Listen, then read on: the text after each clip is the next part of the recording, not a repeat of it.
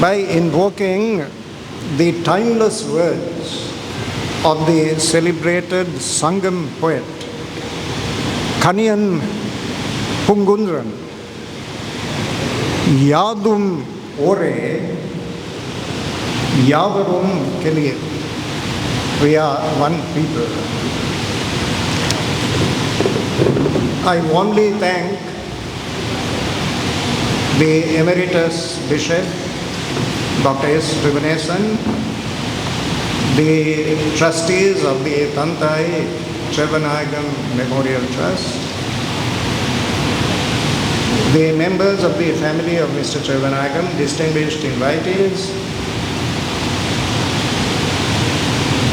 Mr. Sumandiran, ladies and gentlemen. I am deeply conscious of the honor that you have bestowed on me to deliver this oration on the occasion of the 49th anniversary of the passing of Mr. Trevanagam. And I have chosen as the subject of the oration S.J.V. Trevanagam, visionary and statesman, federalism and paths to constitutional reform. Had Mr. Trevanagam been with us today, he would no doubt be profoundly unhappy with the state of our country and the world. Samuel James Velupille Trevanagam was born on the 31st of March, 1898, in the town of Ipoh in Malaya. When he was 4 years of age, he was sent by his father, along with his mother, for the purpose of his education to Tilippale, a traditional village at the northern tip of Sri Lanka, or Ceylon as the country was then called, in close proximity to the port of Kankasanture. He attended 3 schools, Union College in Tilippale, St. John's College, Jaffna, and St. Thomas's College, Mount Lavinia, where he was a contemporary of S.W.R.D. Bandaranaike, with whom he was later destined to sign the Bandaranaike-Trevanagam Pact. He graduated in science as an external student of the University of London in 1918. In 1927, he married Emily Grace Ba Kumar Kulasinghe, daughter of the Maniagar, or administrative chief for the area appointed by the colonial government. He had 4 sons and a daughter. His son, S.C. Chandrahasan, worked closely with me during my time as foreign minister on the subject of repatriation of refugees from India. Mr. Chandrahasan's wife, Nirmala, daughter of Dr. E.M.B. Naganathan, was a colleague of mine on the academic staff of the University of Colombo. Mr. Trevanagam first contested the Kankasanture constituency at the parliamentary election of 1947. His was a long and distinguished parliamentary career. He resigned from his parliamentary seat in opposition to the first Republican Constitution of 1972, but was re-elected overwhelmingly at a by-election in 1975. He died on the 26th of April, 1977. There are many strong attributes which shine through his life and career. He consistently showed courage and capacity for endurance. He had no hesitation in resigning from employment, which gave him comfort and security, to look after a younger brother who was seriously ill. As his son-in-law, Professor A.J. Wilson, remarked, he learned to move in 2 words. A product of missionary schools, he was a devout Christian who never changed his religion for political gain. He was quite definitely a Hindu by culture. and never wished to own a house in Colombo for fear that his children would be alienated from their roots. Gentle and self-effacing by disposition, he manifested the steel in his character by not flinching from tough decisions, never giving in to expediency. Differences of principle with Mr. G.G. Ponnambalam, the leader of the All Ceylon Tamil Congress, of which Mr. Chelvanayagam was a principal organizer, led him to break away from the Congress and to form a new party, the Ilankai Tamil Arasu Katchi, or the Federal Party. During the disturbances in March and April 1958, he was charged in the Magistrates' Court in Batticaloa and sentenced to a week's imprisonment. He was also subject to house arrest, but he never resorted to violence and used satyagraha to make his voice heard. When in 1961 he was medically advised to travel to the United Kingdom for surgical treatment, he had to be escorted to the airport by police because he was still under detention. Although physically frail and ailing in health during his final years, he lost none of the indomitable spirit which typified his entire life. At the core of political convictions he held sacrosanct was his unremitting commitment to federalism. A moment of fruition in his life was the formation of the Federal Party, the Ilankai Tamil Arasu Katchi, on the 18th of December 1949. Contrary to popular belief, however, federalism in our country had its origin in issues which were not connected with ethnicity. At its inception, this had to do with the aspirations not of the Tamils but of the Kandyan Sinhalese. The Kandyan National Assembly, in its representations to the Donomo Commission in 1927, declared, "Ours is not a communal claim or a claim for the aggrandizement of a few. It is the claim of a nation to live its own life and realize its own destiny." Mr. S.W.R.D. Bandaranaike, soon after his return from Oxford, as a prominent member of the Ceylon National Congress, was an ardent advocate of federalism. He went so far as to characterize federalism as the only solution to our political problems.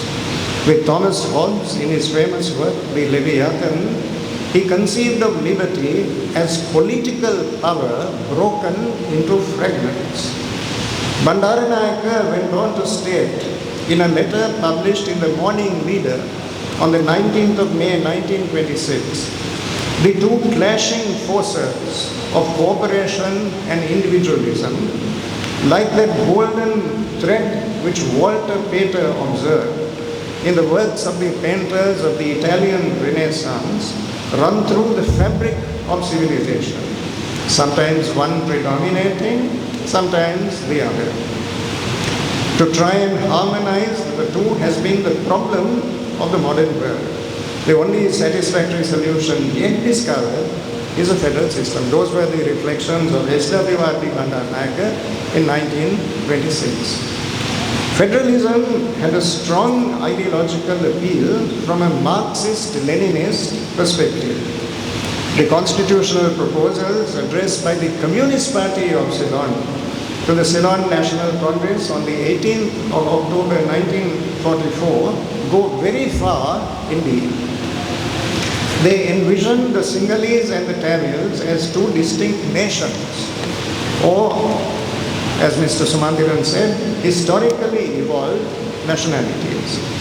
The high water mark of the proposals was the assertion that both nationalities have their right to self-determination, including the right, if they so desire, to form their own separate, independent state. These proposals received further elaboration in a memorandum submitted to the Working Committee of the Ceylon National Congress by two leading members of the Communist Party, Mr. Peter Kahneman and Mr. A. Y.T. Lincoln.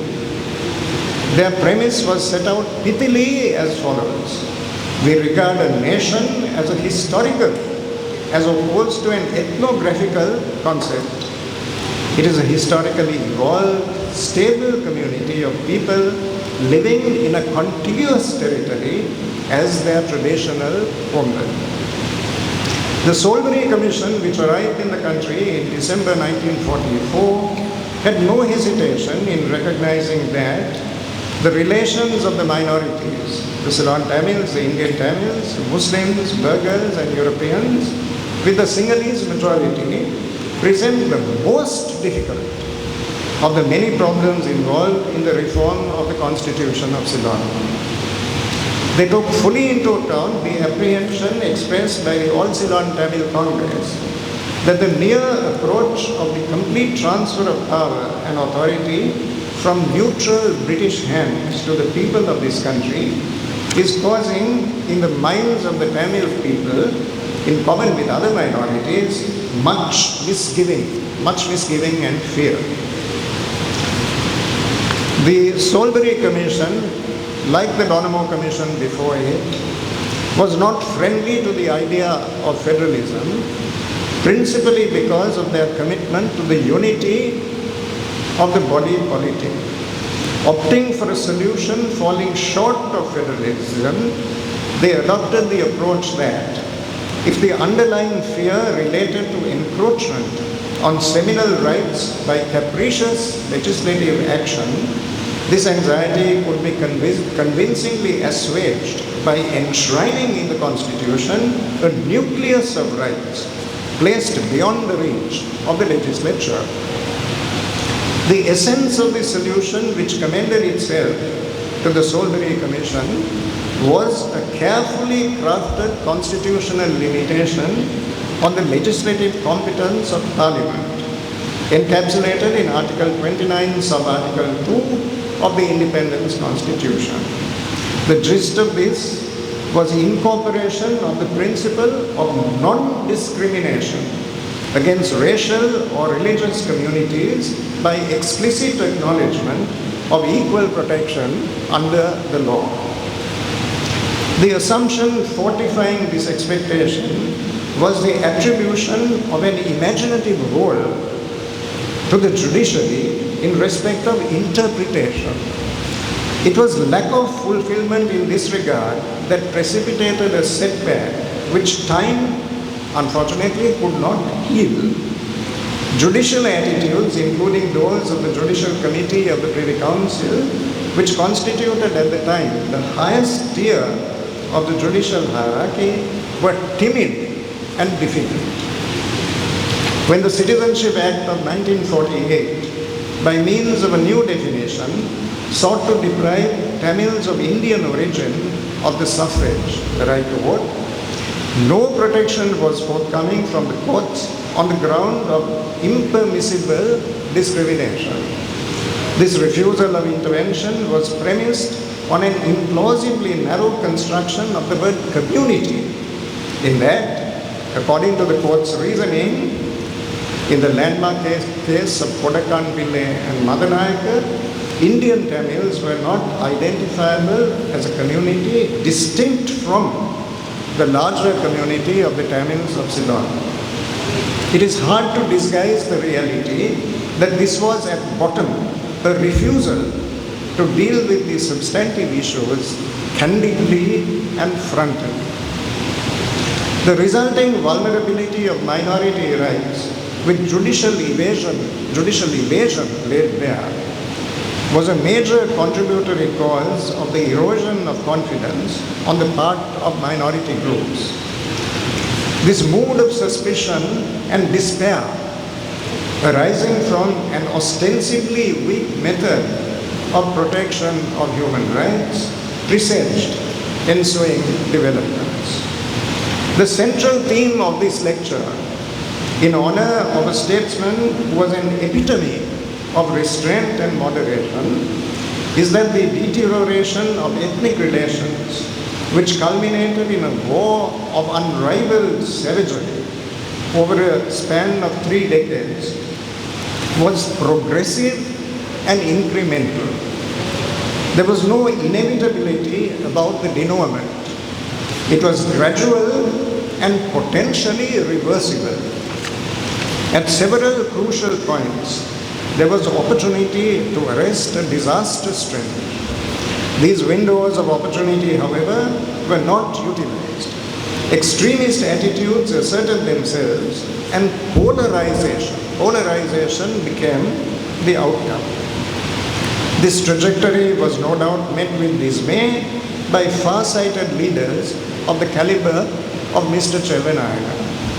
The formation of the Federal Party was a turning point, with Mr. S.J.V. Chelvanayakam, King's Counsel, as founder president, and Dr. E.M.V. Naganathan and Mr. V. Navaratnam as joint secretaries.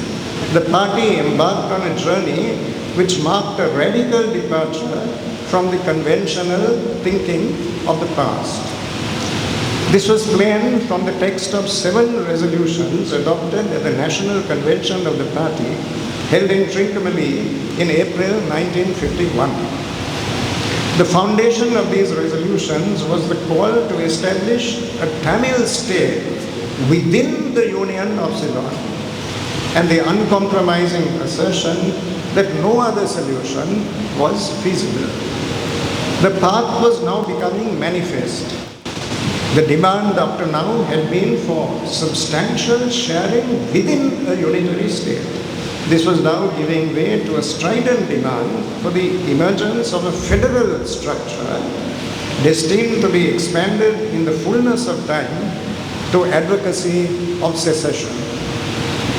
Although standing out boldly as a landmark in constitutional evolution, the Federal Party resolutions did not carry on their face the hallmark of finality or immutability.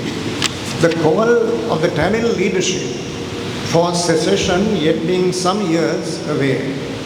The ensuing decades saw further attempts by different governments to resolve the vexed issues around power sharing. The first of these was the Bandaranaike-Chelvanayakam Pact, signed by the Prime Minister and the leader of the Federal Party on the 26th of July, 1957. There was an air of uneasy compromise surrounding the entire transaction. This was evident from the structure of the pact, which, as one of its integral parts, contained a section not reduced to writing in any form, but consisting of a series of informal understandings. The essence of the pact was a proposed system of regional councils which were envisaged as an intermediary tier between the central government and local government institutions. This did break new ground. Not only did the pact confer on the people of the North and East a substantial measure of self-governance through these innovative councils, including in such inherently controversial areas as colonization, irrigation, and local management, but territorial units were conceived of as the recipients of devolved powers. Of particular significance, the regional councils were to be invested with some measure of financial autonomy. The blowback, however, was so intense as to compel the government to abrogate the pact. The next attempt, 8 years later, was the United National Party, which had vehemently opposed the Bandaranaike-Chelvanayakam Pact. This was the Dudley-Senanayake-Chelvanayakam Pact, signed between the leader of the United National Party, at the time leader of the opposition, and the leader of the Federal Party. It differed from the Bandaranaike-Chelvanayakam Pact both contextually and substantively. As to context, it was signed on the 24th of March 1965 on the eve of a parliamentary election to ensure for the United National Party the support of the Federal Party. A disheartening feature was the plainly evident element of duplicity. Once in government, the Prime Minister's party showed little interest in implementing the pact. Within 3 years, the federal party left the government and its representative in the cabinet, Mr. M. Tiruchelvam, Queen's Counsel, Minister of Local Government, relinquished his portfolio. Substantively, the linchpin of the pact was a system of district councils, but there was entrenched control of these bodies by the central government, even in regard to action within their scope of authority, within their byways. This was almost universally seen as a sleight of hand. Despite the collapse of these efforts, room for resilience and accommodation had by no means disappeared. It was still available. Nowhere is this better exemplified than in the events which led up to the drafting and adoption of the autochthonous constitution of 1972. This involved the historic task of severing the centuries-old bond with the British Crown and bringing into being the Republic of Sri Lanka. One of the basic resolutions which eventually found expression as Article 2 of the new Constitution characterized Sri Lanka as a unitary state. The Federal Party proposed an amendment that the word federal should be substituted for unitary. Mr. V. Dharmalingam, the spokesman for the party on this subject, in his address to the Constituent Assembly on the 16th of March 1971, showed flexibility by declaring that the powers of the federating units and their relationship to the center were negotiable. They were negotiable once the principle of federalism was accepted. Indivisibility of the republic was emphatically articulated. There was no doubt about it. Self-determination in its external aspect being firmly ruled out. There was no reciprocity, however. Mr. Sarath Muttetivagama, administering a sharp rebuke, declared federalism has become something of a dirty word in the southern parts of this country. The last opportunity to halt the inexorable march of events was spurned. The pushback came briskly and with singular ferocity.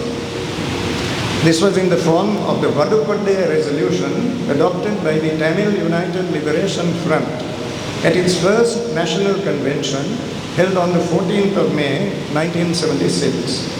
The historic significance of this document is that it set out for the first time in the most unambiguous terms the blueprint for an independent state for the Tamil nation, embracing the merged northern and eastern provinces. The second part of the resolution contained the nucleus of Tamil Eelam, its scope extending beyond the shores of the island. The state of Tamil Eelam was to be home not only to the people of the northern and eastern provinces, but to all Tamil-speaking people living in any part of Ceylon, and to Tamils of Eelam origin living in any part of the world who may opt for citizenship of Tamil Eelam. The most discouraging element of this sequence of events was the timid and evasive approach adopted by prominent actors at crucial moments. The District Development Councils Act of 1980 presented a unique opportunity. Disappointingly, however, the Presidential Commission presided over by Mr. Victor Tenapone, Queen's Counsel, a former Chief Justice and Attorney General, lacked the courage even to interpret the terms of reference as permitting allusion to the ethnic conflict. Despite the persevering efforts of Professor A.J. Wilson, son-in-law of Mr. Chelvanayakam, and a confidant of President Jaya Jayawardena, and Dr. Neelam Tiruchelvam, the majority of the members were inclined to adopt a narrow technical interpretation. The setting of the legislation was one in which Tamil formations such as the Tamil United Liberation Front, were struggling to maintain their moderate postures in an increasingly polarized environment with pressure from radical elements proving almost irresistible. The whole initiative paled into insignificance in comparison with a series of tragic events, including the burning of the Jaffna library during the run-up to the District Development Council elections in the north, and the calamitous events of Black July 1983. Policymakers at a critical juncture had once again let a limited opportunity slip through their fingers. The next intervention occurred in the sunset years of the United National Party administration. This was the Parliamentary Select Committee on the Ethnic Conflict, known after its chairman as the Mangala Munasinghe Committee, appointed in August 1991. The majority report made a detailed proposal which was intended to serve as the basis of a compromise between two schools of thought. One stoutly resisting any idea of merger of the northern and eastern provinces, and the other demanding such mergers as the indispensable basis of a viable solution. An imaginative via media was the concept of the Apex Council, which formed the centerpiece of the majority report. It adopted as a point of departure two separate provincial councils to the north and the east. This dichotomy would characterize the provincial executive as well. Each provincial council would have an executive minister as the head of the board of ministers. However, over and above these, the two provincial councils together would constitute a regional council for the entire northeast region. Although presenting several features of interest as a pragmatic mediating mechanism, the proposal did not enjoy a sufficiently broad support base for implementation. Federalism, integral as it was to the value system which anchored the political life of Mr. Chervanayakan, defies easy definition. Indeed, as the facilitators of the Sri Lanka peace process, when it was pursued at the international level, the Royal Norwegian government considered it central to their function to inculcate in the LTTE an understanding of the nuances of federal systems of government in practice in order to overcome inherent inhibitions.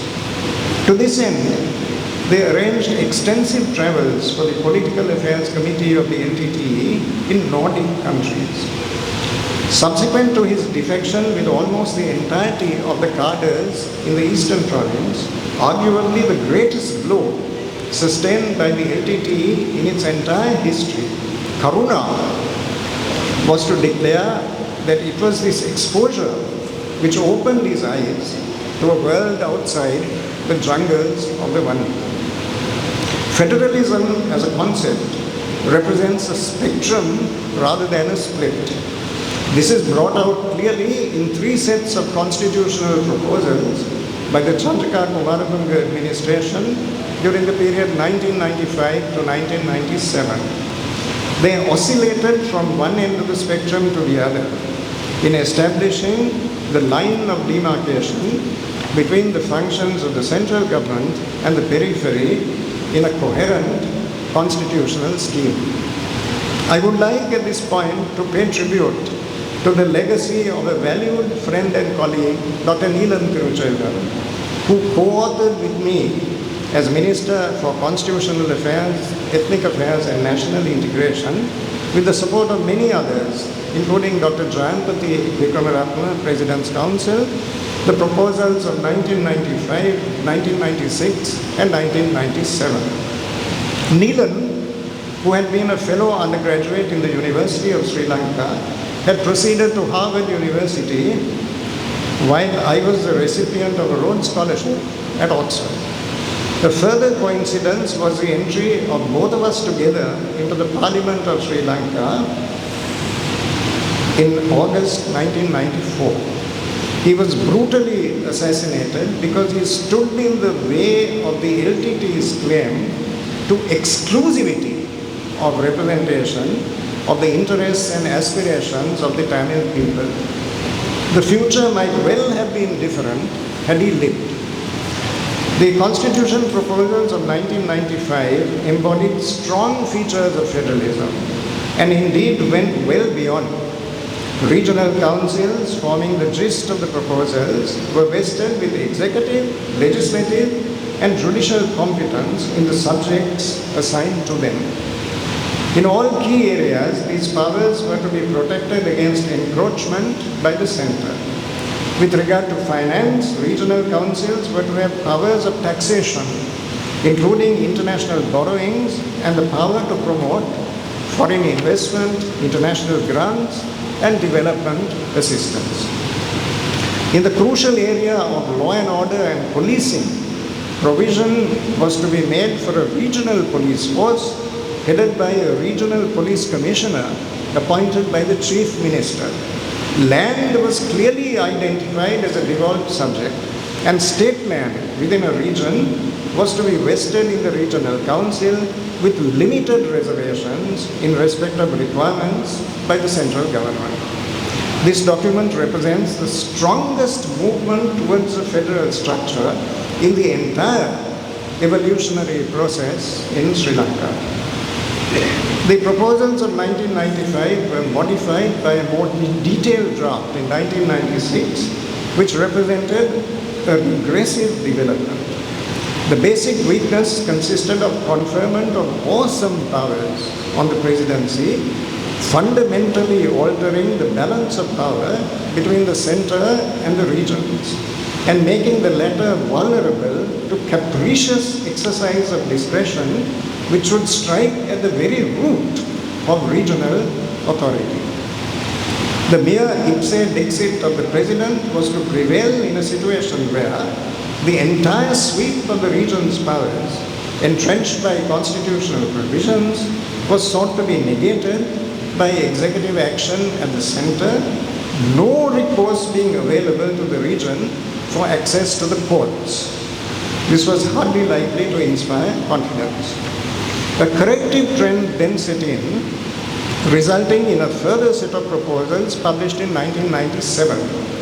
The solution chosen this time was conferment on the regions of a power to veto proposed constitutional amendments to the content of the chapter on devolution of power to the regions and the two schedules to the draft constitution which dealt with the scope of the region's powers and the division of powers between the centre and the regions. A drastic curtailment of parliamentary powers, this was movement from one extreme to the other. Invitation to arbitrary action was shifted from centre to periphery. It is scarcely surprising that these proposals were seen to contain within them the seeds of their own destruction. The most elaborate and thorough response to the widely acknowledged imperative of constitutional reform was contained in the Constitution Bill, which, as Minister for Constitutional Affairs, I presented on behalf of President Kumaratunga to Parliament on the 3rd of August in the year 2000. While the nomenclature of federalism was not specifically invoked, its essence was captured in the provision that the Republic of Sri Lanka shall consist of the institutions of the centre and the regions.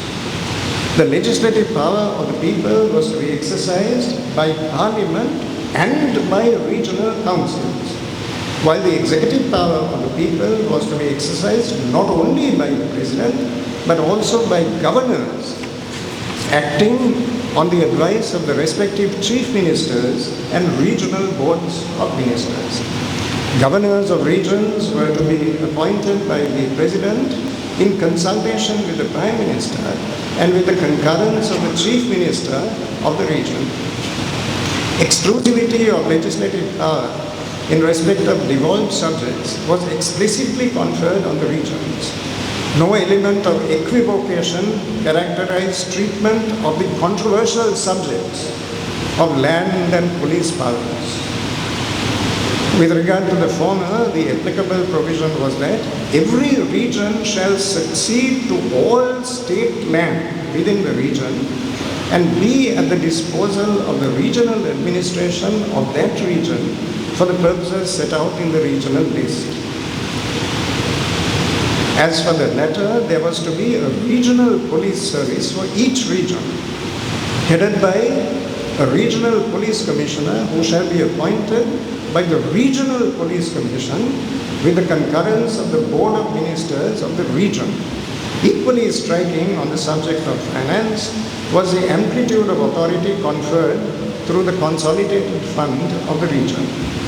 Robust hostility of the LTTE to implementation of these proposals as the core of a constitutional settlement had its gruesome manifestation in the brutal killing of Dr. Ilan Tiruchelvan. The chilling effect on the major Tamil formation in Parliament, the Tamil National Alliance, of which Dr. Tiruchelvan had been an active member, was overbearing. Compounding the problems was the attitude of the main opposition party, the United National Party, which was disinclined to cooperate after their narrow defeat in the presidential election of December 1999. It was the nation's misfortune that the culture of adversarial politics trumped a national initiative compelling the government to withdraw the bill during the debate in Parliament. It was against the backdrop of failure of the constitutional process that direct negotiations were embarked upon between the government of Sri Lanka and the Liberation Tigers of Tamil Eelam with Norwegian facilitation in September 2002. The insuperable obstacle, it soon became evident, was the ethos of the LTTE. Dominant in their mindset was the unshakable conviction of military invincibility. In light of this, Prabhakaran saw no necessity to make any significant concession and believed fervently that the state of Tamil Eelam was well within reach. Anton Balasingham, who represented Prabhakaran in 6 rounds of direct discussions across the world, was the only member of the LTTE delegation with a grasp of the underlying issues. As my relationship with him grew less formal, I decided to put to him a candid question outside the conference room. I told him that I saw events moving relentlessly, much in the manner of a Greek tragedy, from the LTT's point of view, towards the climax. There was nevertheless a narrow window of opportunity, and I asked him why they were intractably resolved to make no use of it. Anton Balasingham's response remains indelibly etched in my mind. He told me that he had nothing to reproach himself with. He had done his best to present the reality of the situation to his leader, but the latter, intransigent in his convictions, resisted reason to the point where Balasingham was convinced that future attempts at persuasion involved peril to his own life. Eric Sonheim, who had a conversation with Balasingham a few days before his death in London, told me that Balasingham died dispirited and disillusioned. The theory that the LTTE, at a decisive phase of the peace negotiations, deliberately jettisoned the option of external self-determination is total delusion. This was a myth around what came to be known as the Oslo Declaration during the 3rd session of talks in the Norwegian capital. At the end of this session, the official communique by the facilitators declared the parties agreed to explore a solution founded on the principles of internal self-determination in areas of historical habitation of the Tamil-speaking peoples based on a federal structure within a united Sri Lanka. The LTT's understanding of internal self-determination, however, was set out with clarity in the following statement. We are prepared to consider favorably a political framework that offers substantial regional autonomy and self-government in our homeland on the basis of our right to internal self-determination. But the sword of Damocles was ever present. The caveat was added with unrelenting emphasis that if this internal element of self-determination is blocked and denied, and the demand for regional self-rule is rejected, we have no alternative other than to secede and form an independent state. The LTT then left wide open the option of external self-determination. They purported to derive authority for their position from the United Nations Declaration in 1970 on principles of international law concerning friendly relations and cooperation among states, and from the judgment of the Supreme Court of Canada in 1998 in the Quebec secession case, a very well-known case. The LTT's rigid stance was expressed with precision in their proposal for the establishment of an interim self-governing authority, ISGA, and the conferment of all-encompassing jurisdiction upon it. The ISGA shall have plenary power for the governance of the Northeast, including powers in relation to resettlement, rehabilitation, reconstruction, and development, including improvement and upgrading of existing services and facilities, raising revenue, including imposition of taxes, revenue, levies, and duties, law and order, and overland. It was added for good measure that these powers shall include all powers and functions in relation to regional administration exercised by the government of Sri Lanka in and for the Northeast. This was in all but name the blueprint of a separate state. This went well beyond the solution which Mr. Chevanaya, in his mature judgment, deemed feasible in the political and economic context of our country. Events then seem to be moving rapidly towards an impasse incapable of resolution through dialogue. One final opportunity, albeit in uniquely distressing circumstances, appeared to present a lifeline. This was the tsunami which struck Sri Lanka on Boxing Day, the 26th of December 2004. Since much of the destruction, especially on the East Coast, was in areas controlled by the LTTE, there was the urgent need for a collaborative mechanism between the government and the LTTE to deliver relief and undertake immediate reconstruction. Consequently, a painstaking attempt was made to formulate a pragmatic framework for collaboration, its parameters strictly confined to the matter in hand and devoid of political controversy to the maximum extent possible. President Kumaratunga attached great importance to the resulting PTOMS mechanism, which, in her judgment, held out the last chance for a successful peace negotiation.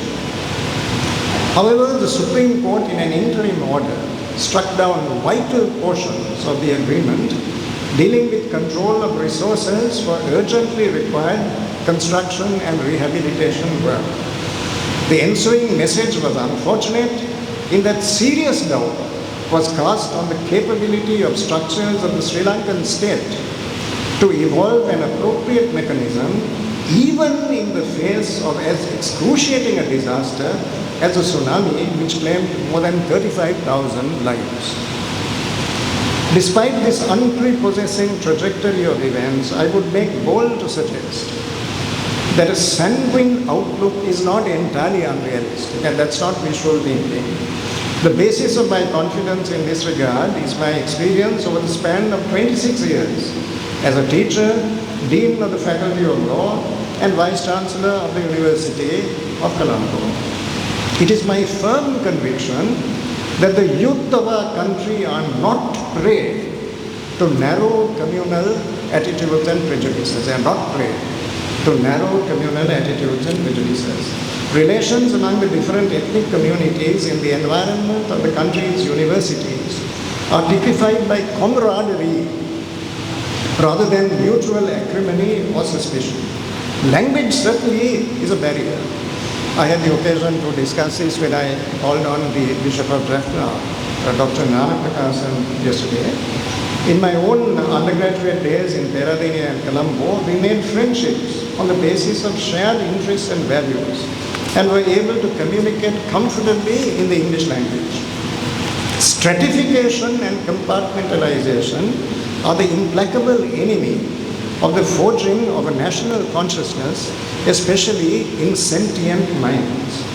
When, as Minister of Education and Higher Education, I was invited to preside over the annual prize giving at the oldest girls' schools in Sri Lanka and even South Asia, situated in Uduville, I drew attention to the need for greater interaction with peers in the South through activities such as sports, debating, drama, and cultural pursuits. Reciprocally, I spoke to the leadership of schools in the South, urging them to reach out with enhanced vigor to the North to forge bonds which could potentially last a lifetime. These are the values which inform the bedrock of the life and career of SJV Chelvanayakam. The tempests of politics, in substance if not in style, were just as intense then as they are now. But the unwavering strength of what he held sacred, never succumbing to expediency, formed the wellsprings of the fortitude which sustained him through these tempests. He made his tryst with destiny in a fulfilling and inspiring career of dedicated service, which stands out today as a beacon of light, all the more redeeming amidst the cynicism and apathy so sadly evident around us. So, ladies and gentlemen, my Lord the Bishop, it is my privilege this morning to honor a colossus whose influence survives long after. Thank you very much. Nandri.